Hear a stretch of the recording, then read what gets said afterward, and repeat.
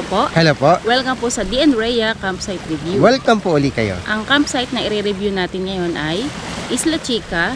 Na Ito ay matatagpuan dito sa Pagbilao, Quezon. Kasama namin sila Makoy, si Ivan, Sir Melvin, Lance at si Sir Nick.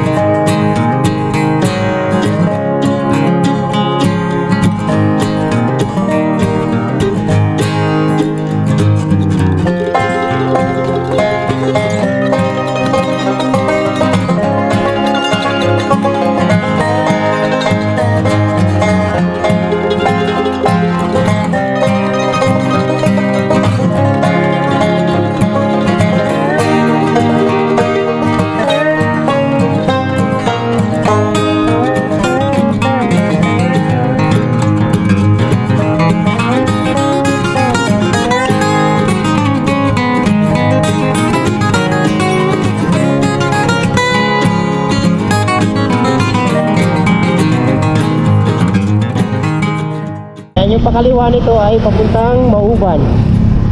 Pakanan naman ay hindi ko alam pero pupuntahan natin dito, diretso lang Pagbilao. Yan.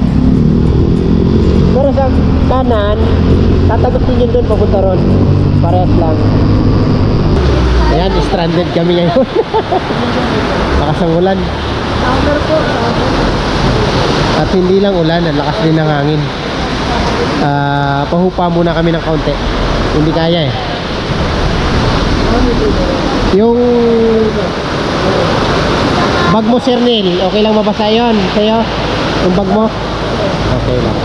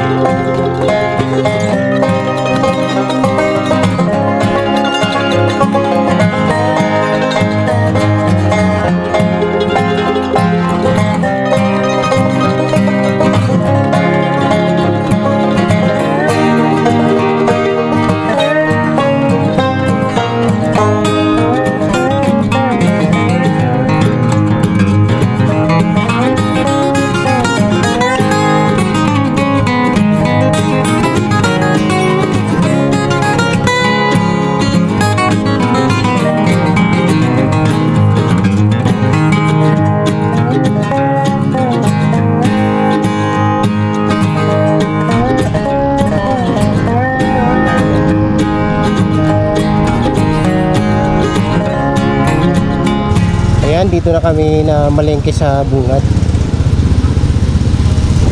Ayan. Mahirap pa malengke lalo na pag loaded ang motor na mga gamit. Wala ka na halos may lagay. So kung may kulang man kami mamaya na lang bibili. Ha? Ha? Mangga. Doon sa daanan kung wala. Kung mayroon. Kung wala, gulay-gulay na lang, dahon-dahon. Ayan. Babalik na lang kami mamaya kung may bulang man.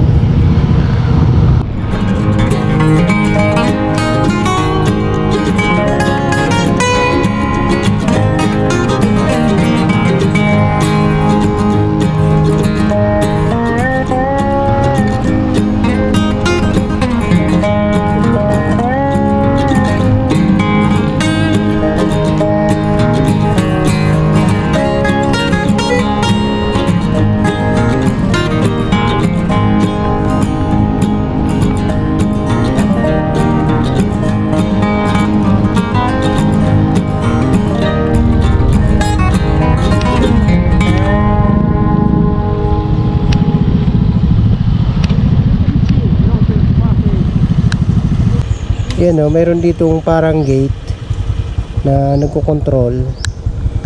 Siguro ito ay private na daanan papuntang Burawan. At saka yung isa ay, saan yung papunta ba? Tala La Chica yan, Isla Chica. Isla Chica. Isla Chica. Magkasunod kasi yan magkatabi. Ngayon, parang ang tagal ng proseso. Ano bang kailangan? Ito lang, init-init. Yan, ang init-init, Doon sa parang control gate nila ay kailangan magbayad ng 20 pesos. Dahil yun ay parang private property itong dadaanan. So, pagdating ng panahon, dapat may hiwalay na daanan itong Burawan. Or dapat ay bilhin niya itong right of way. Aba, mahal ito So, nagbayad kami ng 20 pesos. So, ito na yun, Burawan, no? Wow. Wow. Puno. Sino ba yung nag-video rito na walang tao? Ha? Hindi naman totoo yun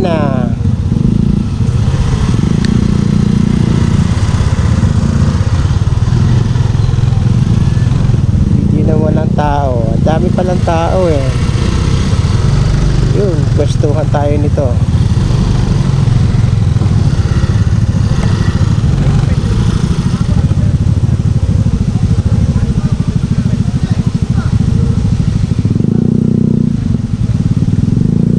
Sunod natin.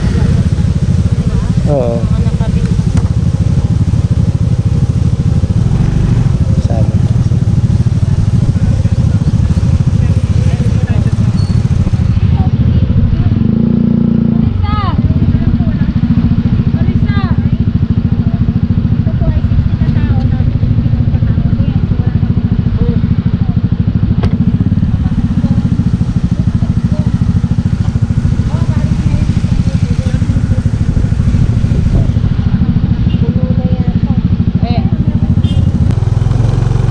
Lipat kami dito sa Isla Chica.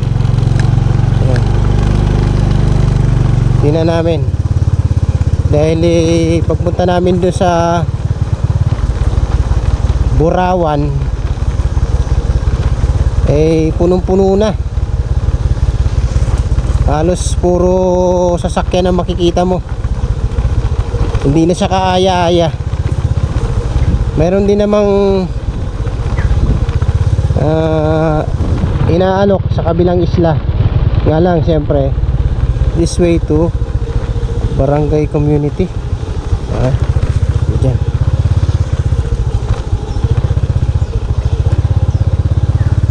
Ay baka naman dito. Ito yung ito yung may nag-vlog na mag-asawa na kumuha sila ng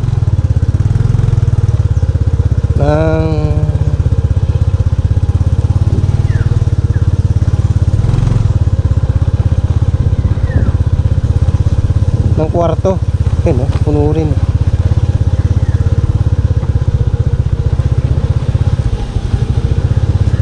Nandun ang yata nito.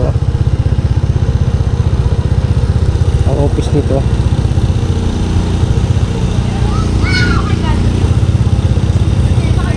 Tanong kami. Dito marami mapwestuhan, Yun ang office nito yata. Ay, nandito sa kabila. Ito office. Yun si ate. Tanong ka, magpwesto ka mo tayo ng tent. Overnight?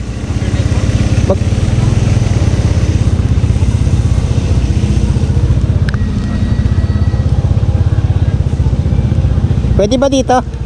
Wala. Kami ay Ilan po? 10. May reservation po? Wala po, nag-walk-in lang kami. Walk-in lang po. I-check nyo po muna, sir. Kung sakali. Kami naman kahit sulok-sulok, ayos na.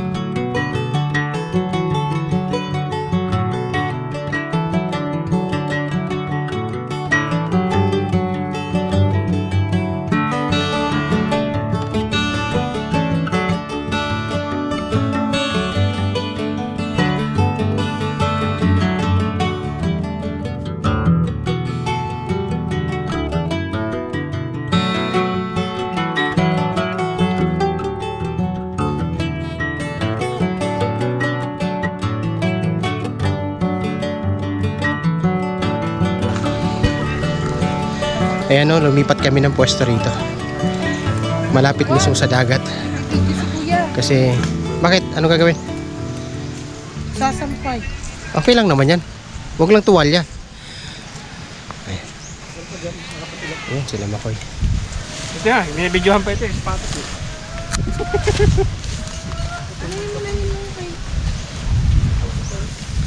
Si Sir pangalawang kabit na ng kanyang hamok.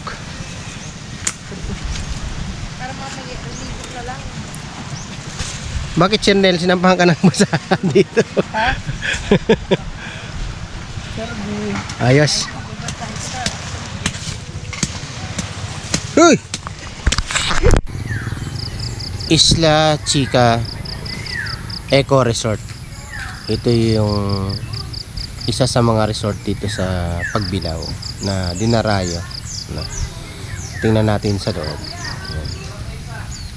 Dito kami nag-camping ngayon at galing kasi kami ng Burawan. Medyo minalas kami doon dahil wala kaming napwestuhan. At dito pala mas organized, mas okay. Kaya dito kami napadpad. Pagbungad mo, ito yung kanilang parking agad. Napakalawak ng parking. Ayan. 4 wheels. Pagpasok mo mismo may nagga-guide. Ayan. Napakalawak. Hundreds of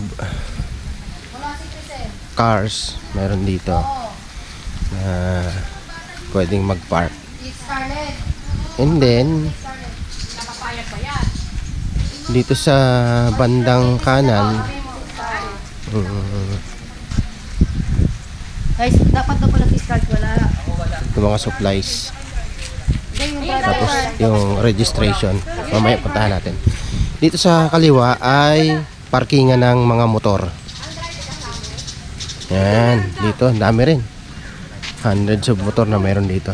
Tapos banda roon meron namang tindahan doon, bilihan ng mga pagkain, yelo, kompleto sila doon. And then ito, yung mga bagong guest. Sa akin si Scarlett. Bililan niyo na at Rosel. Dito yung kanilang registration. Yan. Yan. Dito. Ang kanilang overnight camping ay 200 per head dito. Tapos ang 10 pitching na binayaran namin ay 150. Yan.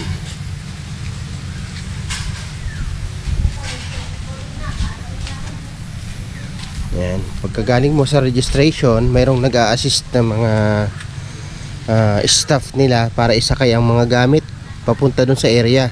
And before that, bago ka pa i-assist ay pinapakita muna sa iyo yung lugar kung saan ka pwede mag tent pitching. Dahil lalo na pag grupo kayo, ini-estimate nila kung anong area o saang area na pwede maglagay ng tent. Sa bandang kaliwa ay hindi pa masyado nagagamit. Napakalawak ng area. Dito naman sa bandang kanan, space pa to pero hindi pa nila masyado pinapagamit. Iilan lang pag siguro ay nakikusuyo. Dahil sa banda roon, yun ang entrance naman at saka exit ng mga nag-occupied o kaya nag-rent ng kubo doon sa loob. Kwarto, kubo, yan. Pwede doon. Kung halimbawa wala kayong tent, wala kayong dalang mga gamit, meron namang kubo doon na marirent. Yan, dito ano naman sila dito ng mga tent pitching pero dapat reserve ka. Ayan. Katulad dito, pina-reserve ito dahil siguro mamaya may paggagamitan nito. May darating ang nagpa-reserve niyan. Mga suki na yan. Kahit dito, ayan. Ayan. Dito sa area nito, Dito kami kahapon nakapag tent pitching. Dito kami nagtayo ng mga tent dahil ito ang tinuro ng staff sa amin. Ayos naman dahil patag naman nga lang, syempre may mga katabi kami na nagpapatugtog. Ayan. May mga dalang speaker malalakas kabilaan. Ayan, ikot tayo sa bandang kaliwa. Napakalawak ng area. Ayan, oh. Isla Chica. Ayan, oh. Dito pwede maglagay ng tent. May area kayo roon na pwedeng lutuan. May naghamok. Katulad ng hamok ko. Dito hindi pa masyado na-develop. Pero pag pinatag yan, patag naman talaga na. Hindi pa nalilinis, ano? Ayan. Pwede lagayan ng tent dito, katulad dito. Dahil may mga nyug kasi, iniiwasan nila maglagay ng tent malapit sa mababagsakan ng mga buko, kaya nyug. Dito, ayan, bandang kaliwa ay ang daming naglagay ng tent. Ito pala ang paborito ng lahat. Buhangin. Ayan. Yan ganda. Wow. Mas maganda pa pala ito sa lugar na pinuntahan namin doon, napustuhan. Mahangin, yan, mapuno. Kalmado. Kahit doon na kami tinuro, pwede na dito sa area na to. Kahapon kasi may mga nag-dator lang, kaya nabawasan na yung mga nag-overnight. Yan. Lawak. Dami. Kahit dun lang sa area na yun, pwede na kami dun eh. Ayan, Ayan, lagay ng hamok. Kompleto. Galing.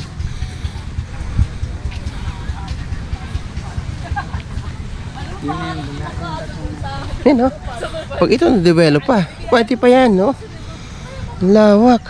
Grabe, kaya pala kapag nakapag-accommodate sila ganun lang karami. Dito ganda, pag grupo kayo, tapos dito sa dulo, solo nyo. Galing.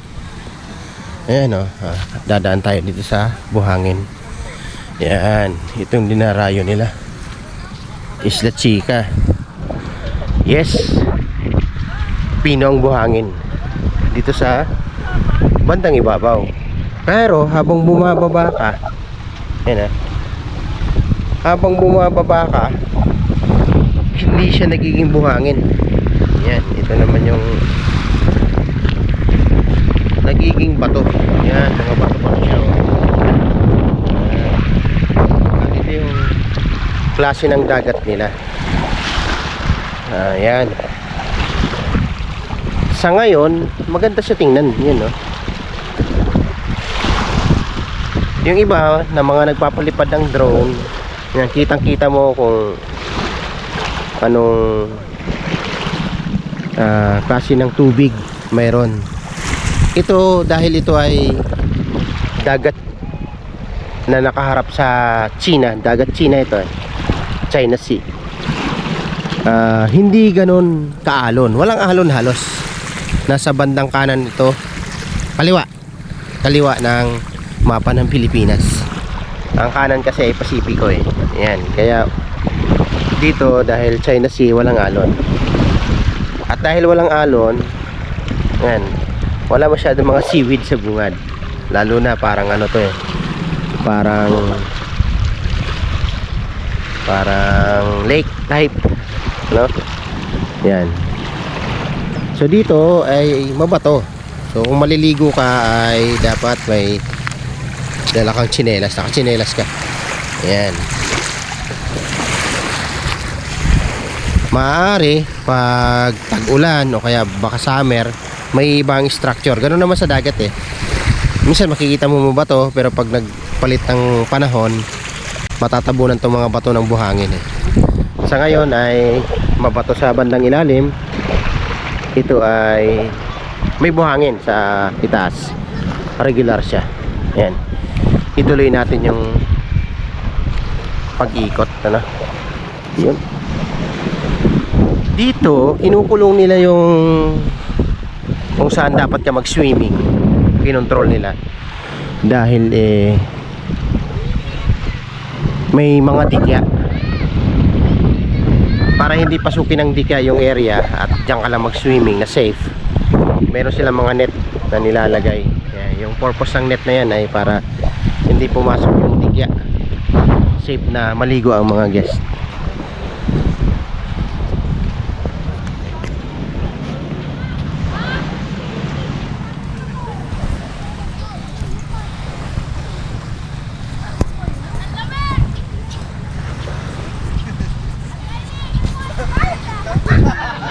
Yan, dito napakarami ng guests, grabe. Para hindi ka na makawala, no? Yung kanilang entrance fee, in fairness, ay sakto lang din naman. Pati 10 pitching nila, sakto lang din naman. Kaya mas dinarayo ito. Bukod sa patag na patag, ay mura yung kanilang 10 pitching. Sa structure ng kanilang paglalatagan ay wala na akong mai-recommend dito. Halos ay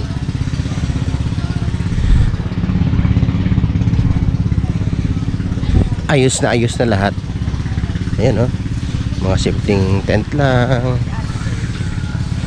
Meron din silang ditong tent rental na kahit na wala kang tent, pwede ka mag-rent at may dala ka lang ng mga sarili mong sapin sa tent. Ayan.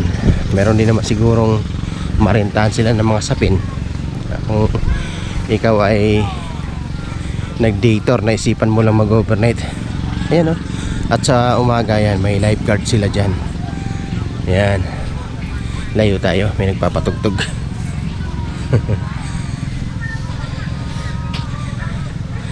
Dito siyempre pag open yung space, pag maaraw ay mainitan ka.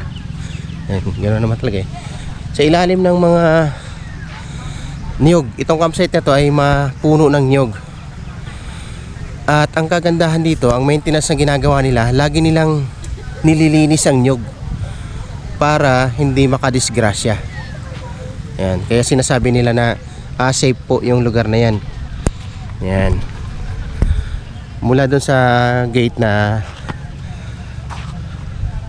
sinimula natin, dito sa area na to, meron silang malaking shower room, CR. Bandang kanan niya, nandiyan naman yung mga ihawan. Pwede mag-ihaw, magluto. Ayan, may lababo din yan. So, ang ma-recommend ko lang dito, sa ihawan walang problema. Ang ma-recommend ko lang, dagdagan pa ang lababo. Kulang ang lababo nila. Dapat mas marami pang lababo. Dahil katulad yan, dadalawa lang lababo. Sa dami ng guest nila, kulang ang lababo. Ayan. Tin pitching pa rin dito. At meron ditong tindahan. Dito sa tindahan may mga noodles, yung mga pangangailangan, at meron ding mga bibili na alak. Sila naman ay bukas hanggang gabi. Ayan. Ito yung kanilang kayak na pinaparent. Ayan, pwede mag-rent dyan. Yan, ito naman yung bandang kanan, bahagi ng campsite. Ito ay na-dry na sapa. Dapat may daanan yan sakali magkaroon ng tubig. Na-dry na siya, wala na. Dito uli ay ganun pa rin, lagayan ng tent. Yan, Ayan. Malilim uli dito, pwede maglagay ng mga tent. Espasyo pa rin ito. Yan. At sa bandang kanan, hindi pa dine-develop. Yan, hindi dine-develop.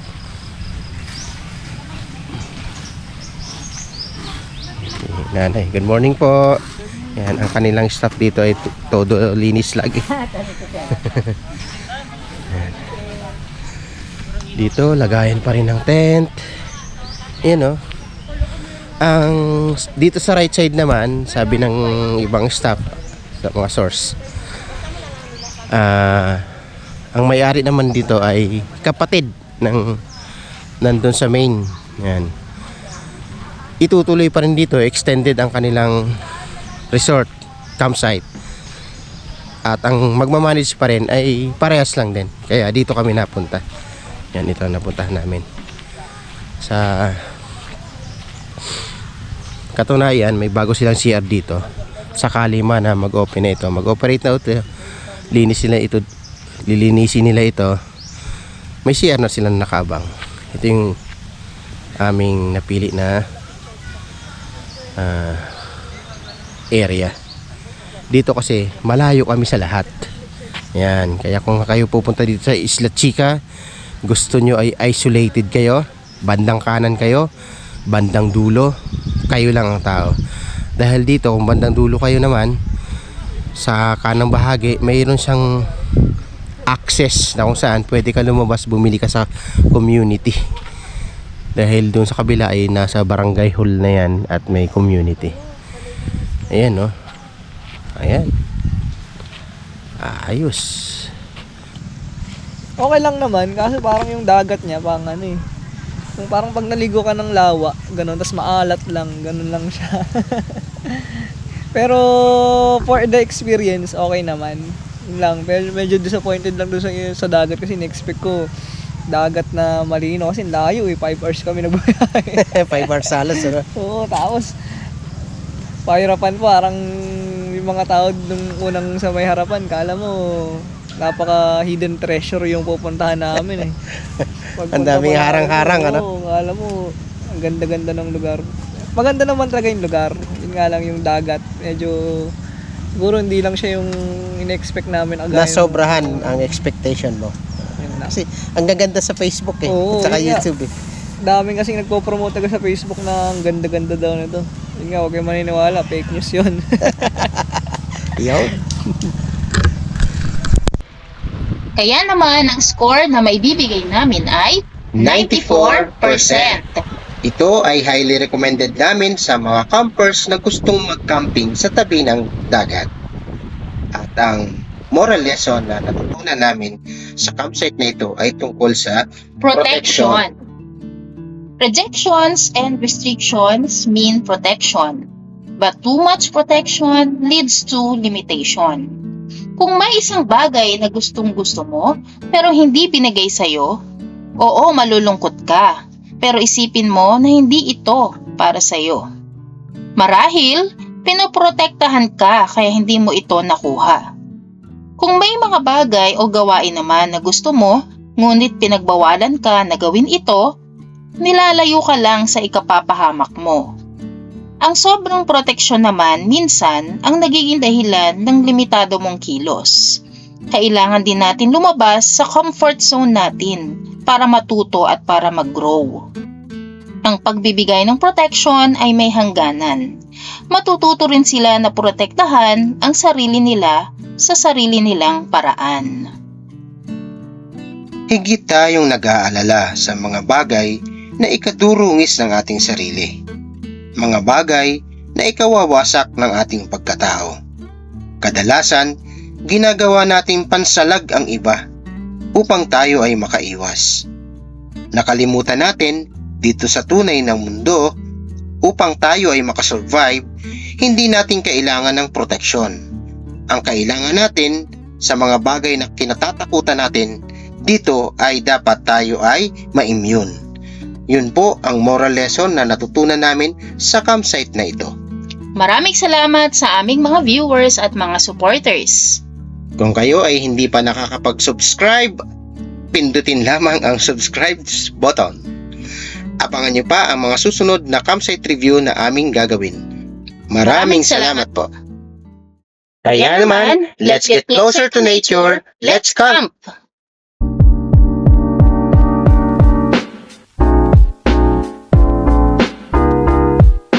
Kaya, anong masasabi mo dito sa Isla Chica? Sabi ko po dito sa Isla Chica, maganda siya, tsaka organized po. Opo, Ayusin mo yun. Kung gano'n marami ang tao sa kabilang sa Barawan, kung saan dinadayo ng mga tao dito sa Pagbilao, Quezon. Sa Isla Chica, medyo okay naman po. Tutok na tutok naman isa.